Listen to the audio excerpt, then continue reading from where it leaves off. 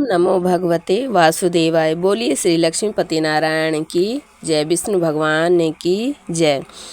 वैशाख महात्म्य की कथा का 10वां अध्याय। इसके पश्चात भगवान शिव जी ने ब्रह्मचर्य व्रत धारण कर लिया। गंगा तट पर एक पुन्नांग वृक्ष के नीचे तप करने लगे।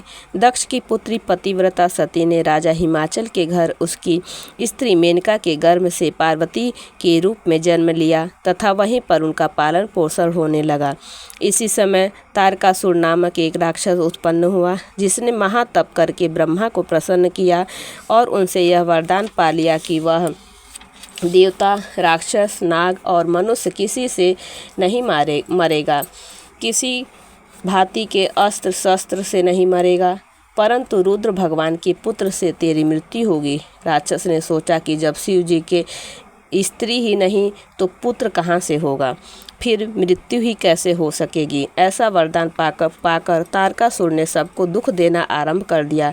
देवताओं को अपना दास बना लिया और देवंगनाओं को दासी।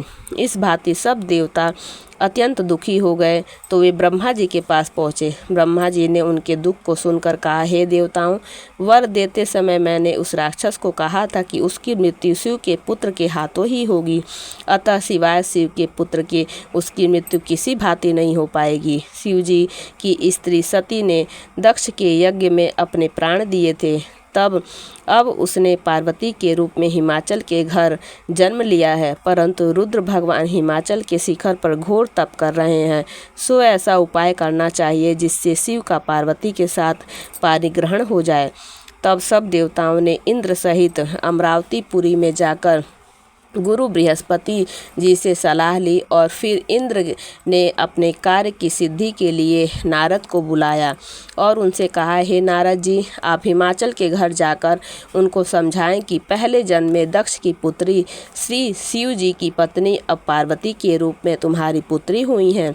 सती के वियोग में श्री महादेव जी तुम्हारे शिखर पर तप कर रहे हैं, इसलिए तुम अपनी कन्या का विवाह उनसे कर दो, जिससे वह जाकर उनकी सेवा कर सके, वह उसके पति होंगे। इंद्र की आज्ञा पाकर नारद जी को जैसा समझाया था वैसा ही करने के लिए चले गए और फिर इंद्र ने कामदेव को बुलाया कि सब देवताओं के हित के लिए तुम बसंत ऋतु के सहित तपोवन में, जहाँ रुद्र तपस्या कर रहे हैं, जाओ और वहाँ पर बसंत का विस्तार करो।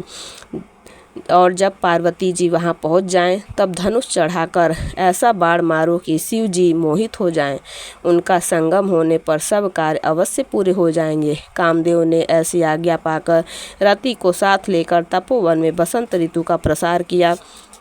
उस समय श्री महादेव जी के पास उनकी सेवा करने के लिए पार्वती जी बैठी हुई थी कि तभी कामदेव पीछे की तरफ से वृक्ष की ओट में होकर शिव को बाण मारा तो शिव जी का मन चलायमान हो गया। कामदेव दूसरा बाण चलाने वाला ही था कि शिव को यह विचार उत्पन्न हुआ कि उनके मन का चंचल होने का क्या कारण है। तब उन्होंने चारों तरफ देखा तो कामदेव दिखाई दिया। क्रोध से अपने मस्तक से तीसरा नेत्र खोला तो उसमें से ऐसी अग्नि उत्पन्न हुई जिससे सारा संसार भयभीत हो गया और उस अग्नि से धनुष सहित कामदेव भस्म हो गया। सब देवता अपने कार्य की सिद्धि समझकर प्रसन्न हो गए। स्त्री की निकटता दूर करने के लिए महादेव जी भी अंतर्ध्यान हो गए। जगत के हित को सिद्ध करने वाले देवताओं का कार्य सफल न हुआ, किंतु उल्टा अनर्थ हुआ। जो कोई साधुओं से दुष्टत्व करता था उसके साथ ऐसा ही होता है। इसी प्रकार वह इक्ष्वाकु वंश का राजा भी साधुओं को अप्रिय था, क्योंकि वह भली भांति साधुओं की सेवा नहीं किया करता था, इसलिए उसने महान दुख भोगे और बुरी योनि में जन्म लिया। इसी प्रकार कामदेव ने शिव को बुरा करने से दुख उठाया। बोलिए श्री विष्णु भगवान की जय।